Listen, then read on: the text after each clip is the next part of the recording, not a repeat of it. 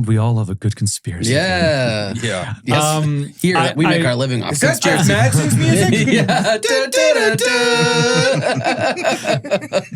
It's the PokerNews Podcast.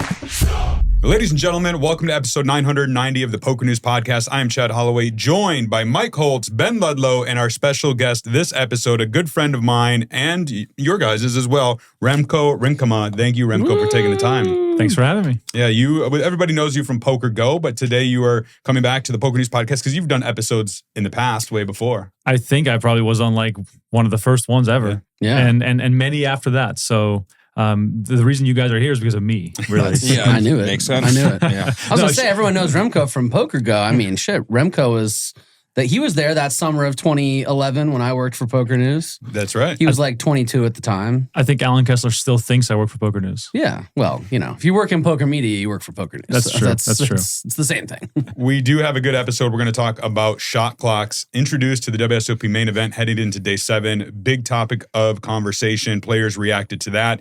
You got Shaun Deeb's reaction. We'll share that. Pat's Poker was tied into it a little bit. We'll talk about Jamie Dwan winning the 50K high roller. I was there doing live updates for that. The only event I've live reported this entire summer. Wow. And then we'll talk about some projects you have going on at PokerGO and plug the PokerNews Cup. But let's talk shot clocks. When I first heard this, Jeff Platt shared it on social media that shot clocks were going to be introduced into the main event starting on day 7. Seems to be a direct result of a hand that happened the day before on night 6 when Lauren Klein, I think a 4-time WSOP bracelet winner, tanked for over 15 minutes in an unsuccessful bid to ladder up in a money jump for $20,000. Let's start with you, Mike. What was your take when you heard that the shot clocks are coming? Let's always start with Mike. Let's start with Mike. Mike, what do you say about it? Oh, I'm sure only good things. Listen, okay. It's your job as the floor to be watching over the tables, right? You cannot, because the floor did a poor job, and I don't know what floor it was, and I'm sorry. I'm sure I like them. I'm sure it's whoever it is we talk on a regular basis, and I'm sorry. But whoever the floor was did a poor job. Someone should not be able to tank for 15 minutes with one chip behind. With that little tables left, there should be enough floors in the area to be able to figure out what's going on here. Or someone at the table should have called clock. I think it's incredibly egregious to allow someone to tank 15 minutes. If I was at the table, I would have said something within 1 minute because you're not even allowed to do that anymore. Like, this was something that happened last year where you were allowed to, and every year before that, you're allowed to leave a chip behind. Now, if they see that you're stalling for time, they'll come and clock you and they'll give you 5 or 10 or 15 seconds because you're not allowed to stall for pay jumps anymore. So for me, yes, the floor screwed that up. To change the entire tournament structure in the biggest spot that you could ever imagine for these recreational players is egregious, and it's unfair. You cannot make these guys and girls who have been playing for this many hours, this many days in a row. You cannot have them come in and all of a sudden they only have 20 seconds to act when they've seen this for 30 years, seen it on ESPN, seen it all the time. Nobody's ever had this happen to them. So I think it's just a really bad look and just an egregious mistake that they made putting shot clocks in. I want to go to Remko because you've worked many World Series of Pokers, often behind the scenes with the production crews and such. What was your take when you first heard about this and then they actually followed through with it? Well, first I thought it was a joke and that like someone was trolling us.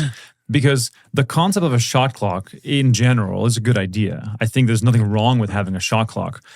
The problem is, to Mike's point, is you can't just change the rules on the fly. And the best way to police this, given the situation that Lauren Klein was in, is to just put a floor supervisor at every table when there's a pay jump coming up.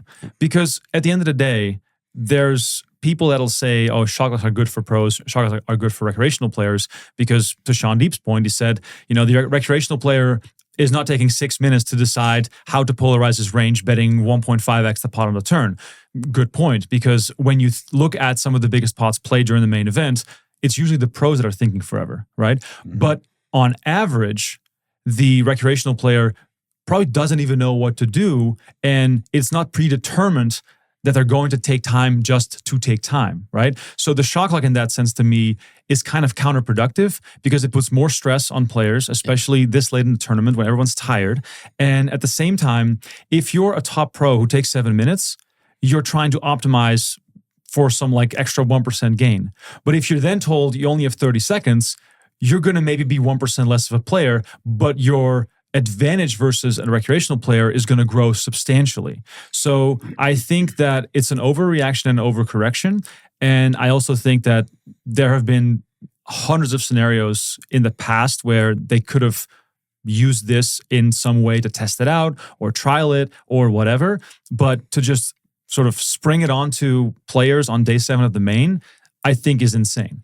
But I also think at the same time, just to finish up, I think that the main event probably needs some form of a shot clock, especially in the later stages, because if you look at the coverage from past years, the amount of hands played per hour was an absolute joke because there was no shot clock. Yeah. I'll go to you just in 1 sec. I just want to say for clarity that this was allowed in the rules. So in rule number 80, it says in the fine print, host properties in its sole and absolute discretion reserves the right at any time to implement an event-wide player shot clock into any tournament at any point in that tournament structure. So technically by the rules, it was allowed. Now, as we're going to talk about, was it a wise decision? Ben, you're good friends with Jeff Platt. Why did he do this to us? That is a good question. Directly asking Jeff Platt. Well, no, I was going to say, he tweeted it out and was excited. Yeah. He's like, oh, shot clocks in the main. And I think it showed, and I think he and most people at WSOP expected a positive reaction because for years, the opposite has happened where we've been complaining about, oh, here we are watching this again, and there's 8 minutes of tanking in one hand, and how are we going to grow the game if people are coming into this and watching it, and this is the viewing experience. And I think it just goes to show that all the decisions they're making and thinking about, they're like, oh, this is good for the viewing experience. This is good for ESPN. I don't think they were thinking about the players at all. They were thinking about, oh, this is going to make the broadcast better. And that's disappointing to me. And it shows that they're a little out of touch and that they're not like thinking, well, what about all their customers? What about all the people that are here paying for, paying the rake, paying for all this to happen? Like, is it good for them? No, it's just good for the broadcast. So I think it was a short-sighted decision. It's really disappointing that they're kind of so out of touch that they thought, oh, yeah, we're going to put this on day 7. Everyone's going to love it. And the second thing is, and we've touched on this a bit with the floor, people who are there. Like, if we can't have them come in and be referees, then kind of like, what's the point? Like, if they can't have a subjective moment to come in and start clocking people, I didn't realize that they could actually just come in and to their own discretion. Oh, yeah, they can clock the shit out of you. Okay, well then that's good to know. And I was having a discussion at my table yesterday in the closer with Santiago Plante and a few other pros, and they were kind of arguing about the role of the floor person, where it's like, well, the floor person can't just come in and clock if someone else doesn't call the clock. And everyone was like, no, I think they can, and they should be able to, because in any sport, there's going to be a subjective element to the referee, to the person who's overseeing it. So if they see that someone like Lauren Klein is doing that, they should be able to step in. Now, of course, it's the biggest spot of everyone's lives in the main event, so everything's a little bit more sensitive.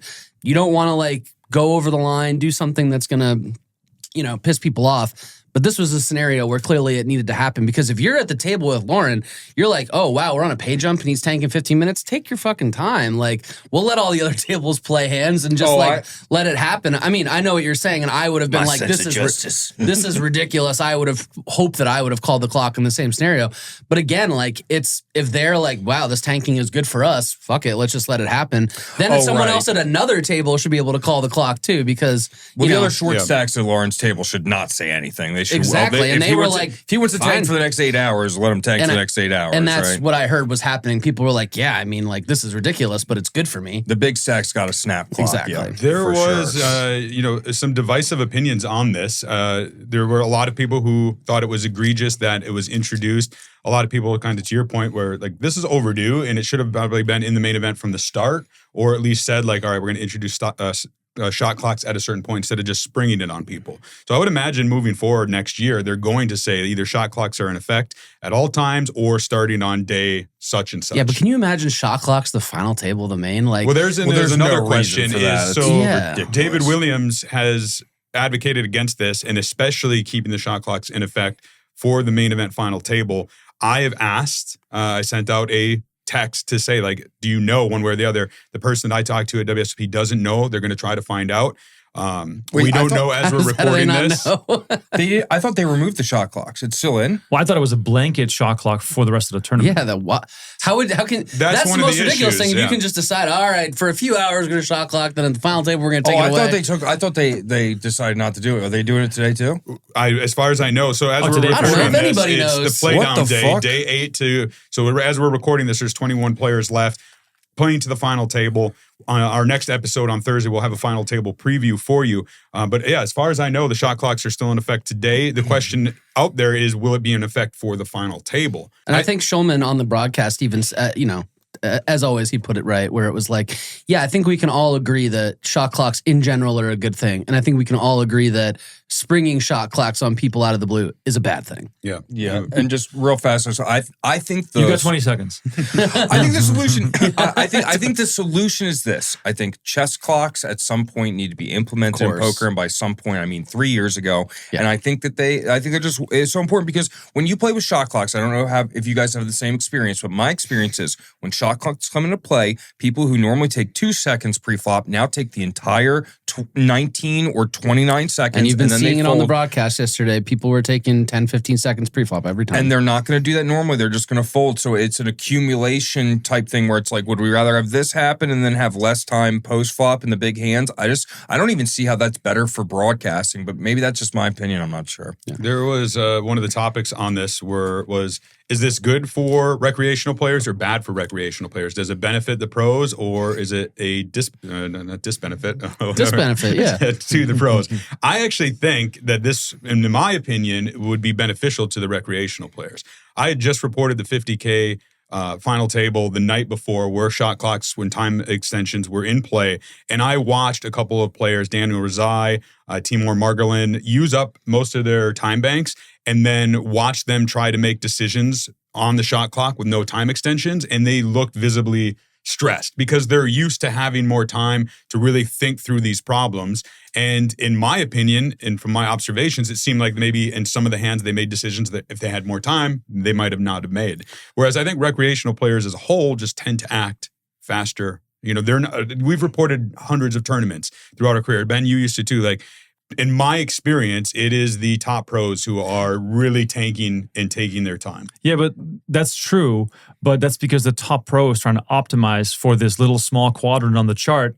And that, if they don't have that, they're still infinitely better than recreational players, right? Yeah. So yes, it levels the playing field a bit more, but it also stresses out the recreational players much more when they do have a big decision. Right. Like in the scenario of Pads yesterday, used all of his time banks like an orbit in and had nothing left.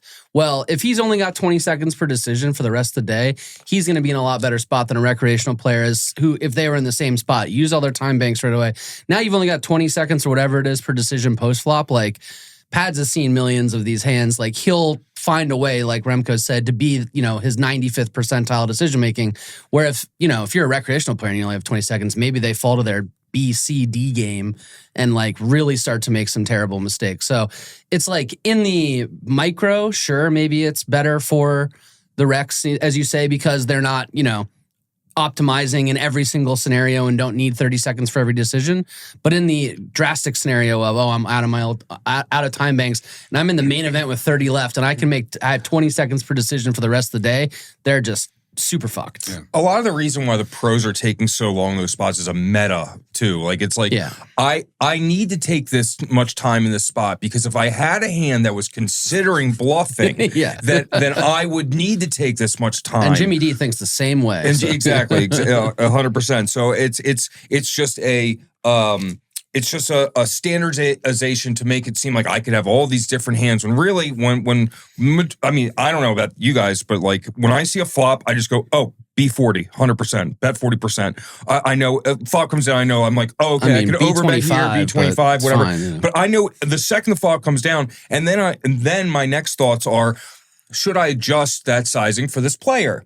Is there anything this player's given off? Did he check in a weird way? Did he do any of this stuff? So like, if you give me 5 seconds to act, I can do it every time, and I'm going to be way, way better than a recreational player by like so many miles. So I think the shot clock is incredibly detrimental to recreationals, where now they're feeling more pressure, and not that they're going to come to the correct decision, you know, a large percentage of time, but they're going to get closer than if they had more than 20 than if they had 20. But that's the thing, Mike. When we talk about recreational players making the correct decision, that is not really a concept. They make a decision. Sure, yeah. And that's the whole point, is that they make a decision because their decision is rooted in whatever, feel or experience, whatever they think is right.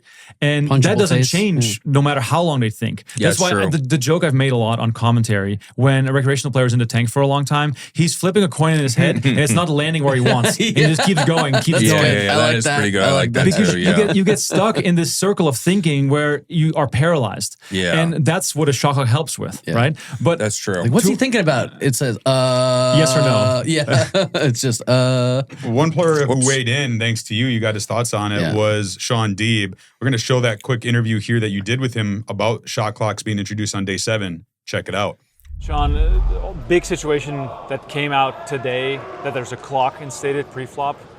What led to that, and what's your response to it? I've been friends with a lot of the staff and the floor men. World Series Europe a few years ago, there was issues with stalling, and Andy was running the tournament. We talked about whether or not to install shot clocks. I know last year with the Kasuf, there's been a lot of discussion the last few years. They really have to implement it. It's really unfair. And I saw the post, 15-minute tank by Lauren Klein. Like, so unfair to the other 7 tables. That table's playing no hands. We might have played 7 hands at the featured table in that time period. I think the floor made a good decision. A lot of people never play shot clocks. I think they could have been a better explanation. But luckily for the people at my table, I'm giving them explanation, let them know it's on them, trying to make it. But it's obviously, I think more people bust this level than they would have if there wasn't shot clock. And obviously it's better for me personally. I've played a lot with shot clock. I make quick decisions. I think it's a necessary evil at this stage of the tournament because people were too abusive on time. We don't want to go hand for hand or round for round. And so this is the best, solution to the problem at hand. The shot clock has been brought up many times in the past, but the argument against it for the main was always the majority of players are not familiar with that, and they're also recreational, so they might take more time in general. What's your response to that? I think it's the opposite. It's the pros who take way more time than recreational. Very few recreationals tank. It is way more the pros tank than recreational. So I think, if anything, this is better for the recreationals because the pros can't sit there for 7 minutes every turn and figure out, do I 1.5x pot or do I, hero call this guy? I actually think shot clocks are better for recs. I think that they're going to be more impulsive. They're going to make their decisions quickly. They're not going to Hollywood as much. And yeah, I think it's way worse for pros. And I also think it's a better experience for the rec. Like, people sitting there, people talk to me like, dude, I watched a hand where it took 6 minutes for the guy to fucking check the turn. People just went too far on time. So it's a good solution. I think it'll make better TV. A lot more hands are going to be played. A lot more shit's going to go down. And I'm excited to see how the rest of the main turns out. So there you have it. Shaun Deeb, who's still in right now as we're recording this. We'll have to wait and see if he makes the final table. But Deeb saying he's for it, that he thinks it benefits the recreational players over somebody like him. And I don't know. I think Deeb carries a strong voice in this industry, nominated for Poker Hall of Fame, of course, this year. Won a bracelet already. But Remko, what were your thoughts coming out of that conversation with Shaun Deeb? Well, Shaun Deeb might be one of the best players in the world, but it's also possible he's wrong. Mm-hmm. Right? Just because he's smart, just because he's been around for a long time, doesn't mean he owns the truth.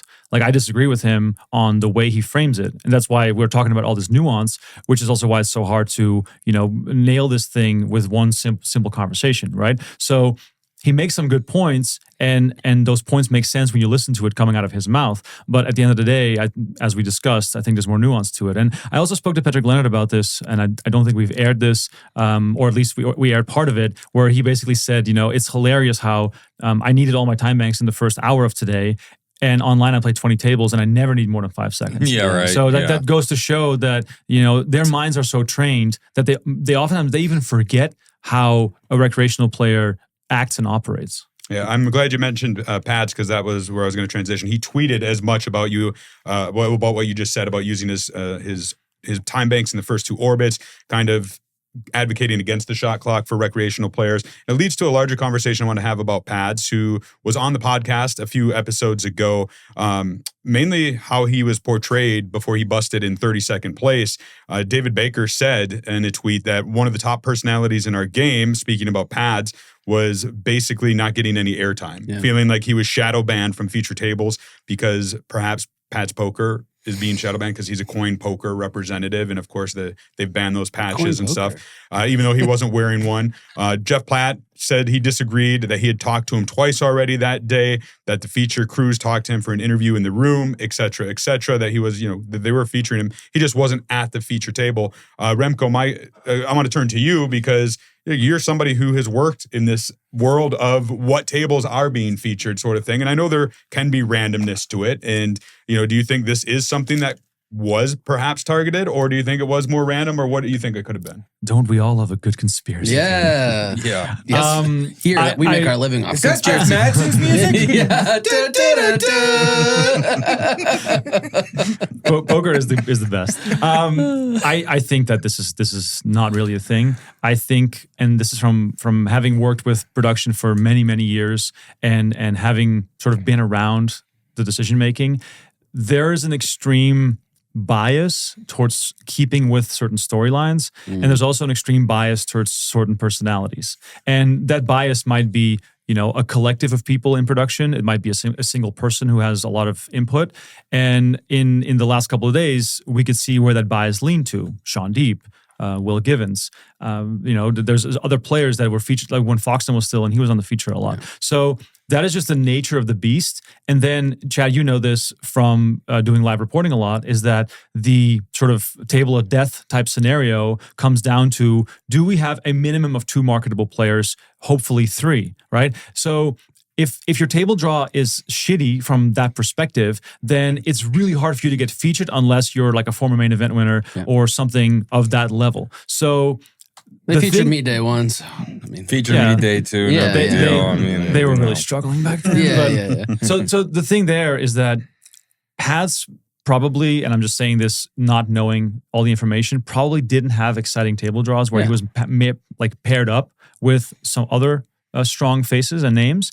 I also know that Jeff has quite a bit to say about who he wants to talk to, and he did talk to Pads quite a bit. And at the end of the day, if we ran this simulation and scenario a couple of years in a row with the same players and we randomized the table draw, Pads is going to spend quite a bit of time on the feature table. Yeah, my first thought when I heard all this was, how many times has it been day 6 of the main event too?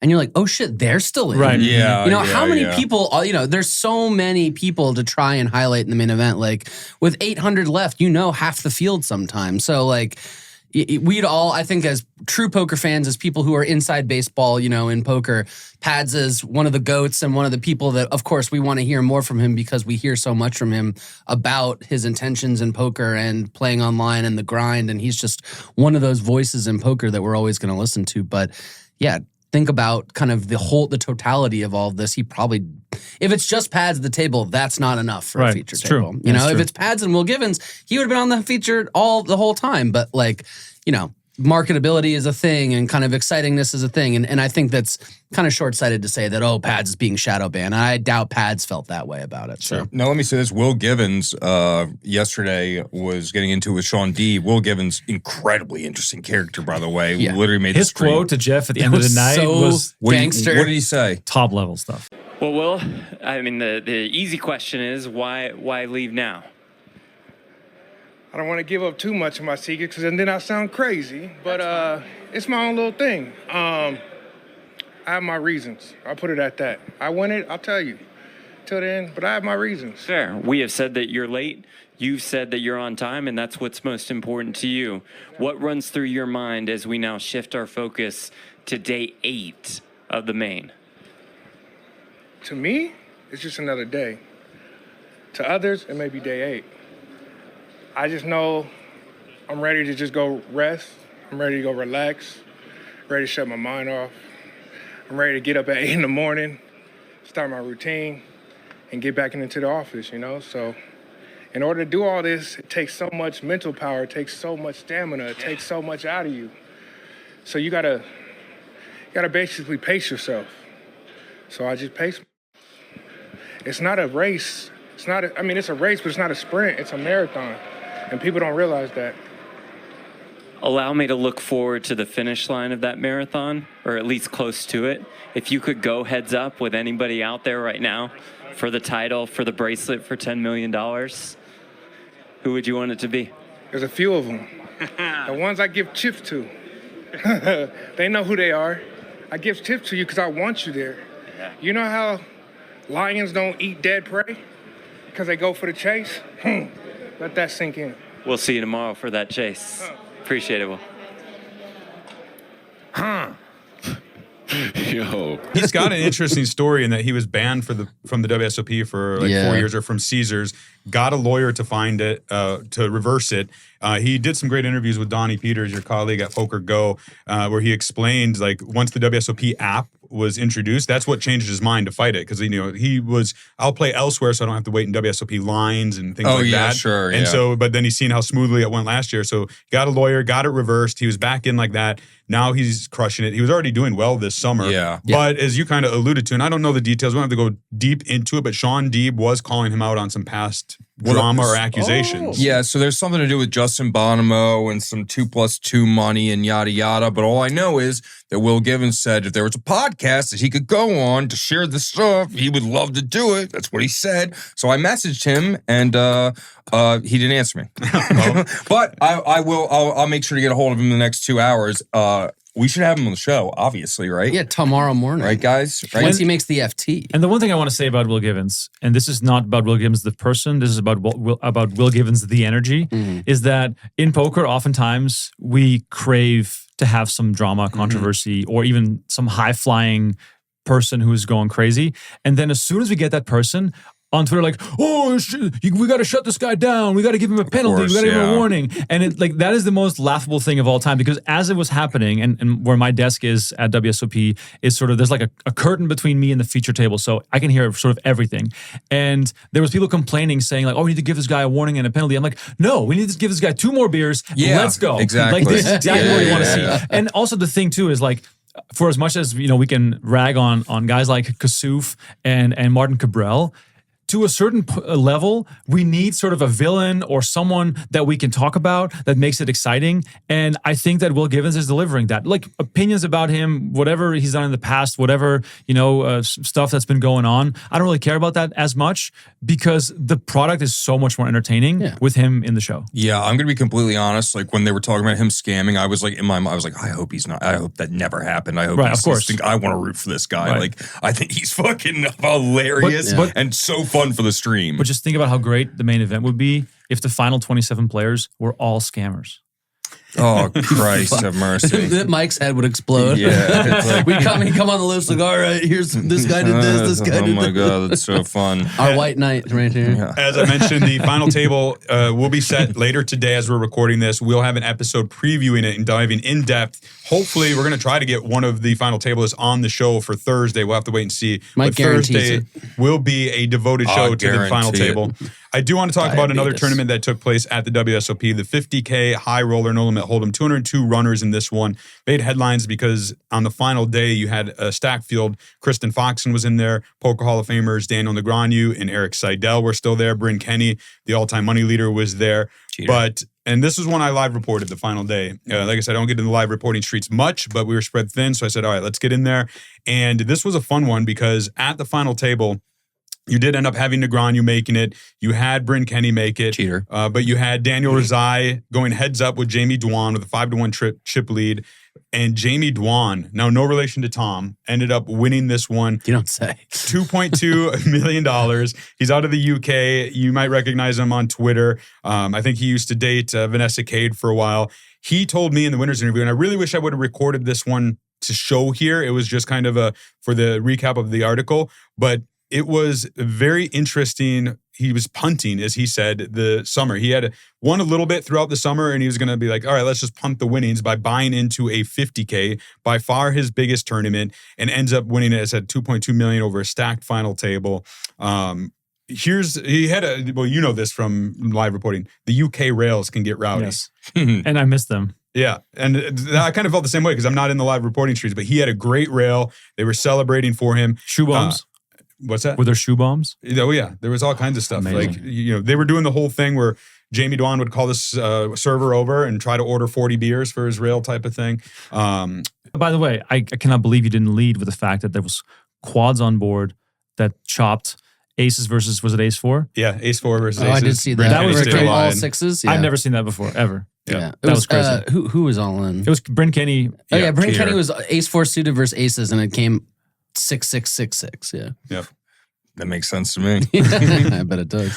Yeah, so I think the reason that Jamie Dwan and Bryn Kenny probably isn't cool is because Jamie Dwan is like he shoots it from he shoots straight from the belt, like he tells it how it is. I'm sure he does not like Bryn Kenny. If I had to guess, because of all the cheating that Bryn Kenny has done over the years, we know he ran a stable of ghosting and multi-accounting and crazy cheating, all the stuff we want to get rid of, and now we just act like, oh, it's just fine. This guy just hangs around all of us.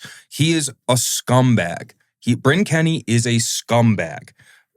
I don't get this. I just don't get it because he backs 40% of the field in these 50Ks. You'd be shocked at the amount of people he has 80% of in these tournaments. I just think it's crazy that because he is lifting up the high roller community by buying so much action and stuff, that it's just like fine that he plays with everybody. I really don't like it. Well, he ended up finishing third in this one for just over $1 million. Daniel Rezai, as I said, had a 5-1 chip lead over Jamie Dwan. Great heads-up battle. Jamie Dwan ultimately won it for his first bracelet. And we have the winning hand. You can see the rail that I referenced. Check it out.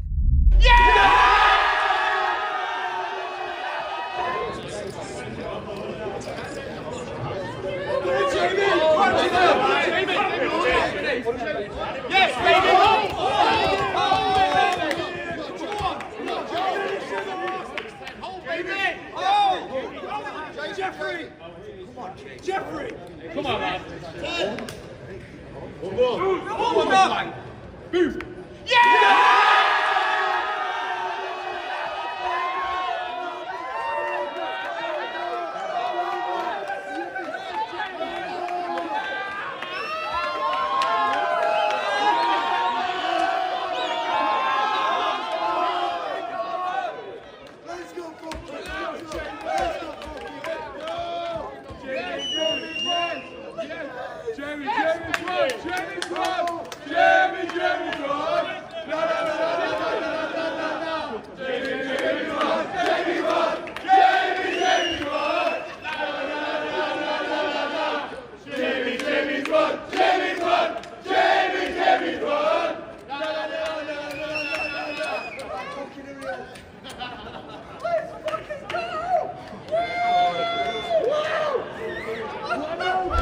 Let's talk about More railing. this video from PokerGo that is great. It's about a 10-minute video called "He Brought $1 Million to the Biggest Poker Game of His Life" about Andrew Pacheco, goes by Ace Pacheco.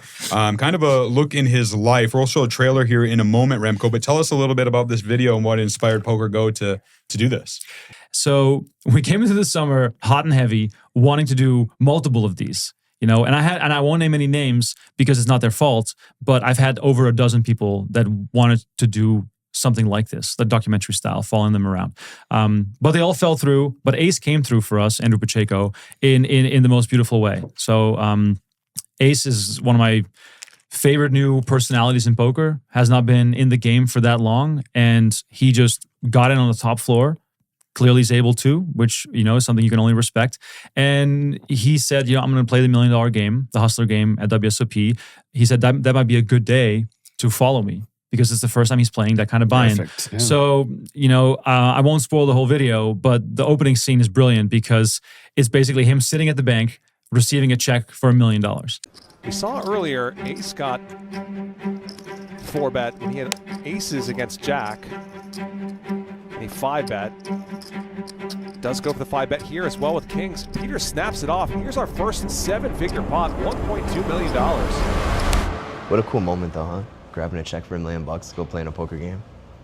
That's insane. He was talking about it a little bit in the car, like my start, like how much different life is years ago to now. It's insane. He used to work at Honeystall right down the street as a server. And here I am grabbing a check.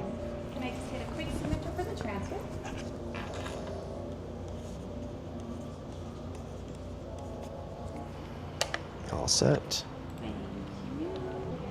Pretty cool. The moment is real. All right, so there you have it. A little taste of what the video is all about. I will link to it in the show notes if you want to check out the full 10-minute video of he brought $1 million to the biggest poker game of his life. I do want to quickly shout out Think Jerky. This is a sponsor of the show. You guys are welcome to help yourself to any jerky.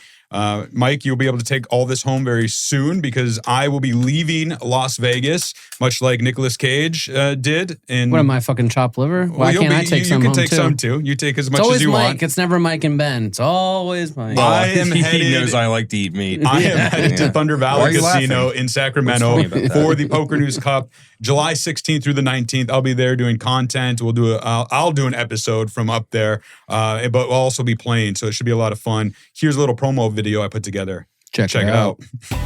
Chad Holloway here. Are you sad that the 2026 World Series of Poker is coming to an end? That there's going to be all these empty tables? Well, I've got good news for you because the Run Good Poker Series season finale is taking place at Thunder Valley Casino in California, July 16th through August 3rd. And what's more, there's a big PokerNews event. It is the $400 buy-in, $250K guaranteed PokerNews Cup. That'll be running from July 16th through the 19th. I'm going to be playing. PokerNews will be doing live updates. In addition, you can tell me your poker story to win free PokerNews swag. It should be a lot of fun. There are also several other events on the schedule, including a $300 buy-in, $100K guaranteed action from July 20th through the 22nd, a $600 buy-in, $500,000 guarantee, Hendon Mob Mid-Major Championship from July 23rd through the 27th, and a Run Good Summit Stack, July 26th to the 29th. That's a $400 buy-in, $100K guaranteed. But the granddaddy of them all, $1,200 buy-in, $1 million guaranteed, $1 million main event, July 30th through August 3rd. This is the Run Good Poker Series Passport season finale with PokerNews. I'm Chad Holloway. I do want to announce a couple of winners. We had Ryan Crow from the Texas Card House on an episode a while ago, and I said we're going to give away 2 hats to this is WSOP. You guys each got one. You're not wearing them to CCH. And I selected 2 winners at random. Hats are fire, by the way. They are really good. They're really good. Darren Marcheshin 3491 and Paul Santoro 1235. If you guys are listening or watching, you need to get a hold of me, Chad at PokerNews.com, or DM me on social media, and I will get you your hats in the mail. Paul Santoro finally gets to replace his Italia hat. Well, speaking of hats, Mike, you're wearing an Overlord hat, which I know we're big fans of. I love Overlord caps. They're the greatest caps of all time. Give me free stuff. I honestly, I have so many of them. I love them. I wear them all the time. I gonna wear the Reptar one later today. If you like nostalgia, Reptar. if you're from the 90s, you like Doug. Rugrats. Doug, was it Doug? Rugrats. Doug was one too. I got Ren and Stimpy. Yeah. I got crazy. So I got Reptar's Care from Bears. Rugrats. Yeah. I got so much stuff. Ben's wearing South Master Park. Poker Tells, which is a good shout out to a future episode we got coming up with Nacho Cuesta of Master Poker Tells, in which we delved into Poker Tells. Yeah. I mastered some Poker Tells. It's done really well for me since he came on. I still haven't cashed any tournaments. And speaking of Poker Tells, you'll be probably happy to hear this one. I've gotten in contact with Mike Caro. Wow. The genius of poker. Who's living the hermit lifestyle. Going to do an interview with him post WSOP at some point. He's living in a cave in Tibet. The question for you, you got your show and whatnot. What is coming up for you? What sort of guests can people look forward to? And what's on the horizon for PokerGO? I know that the studio will be in full swing here in the coming months. Absolutely. Yeah, so for podcast, I have Seth Davies that'll be out when this comes out. And then Alex Livingston, Josh Aryeh working on sort of everyone else who's relevant. I've got commitments from many people. And then beyond that, we have a new, I want to say a week long of No Gamble, No Future coming up. That's going to be in August, followed by a week long High Stakes Poker, which is also going to be live.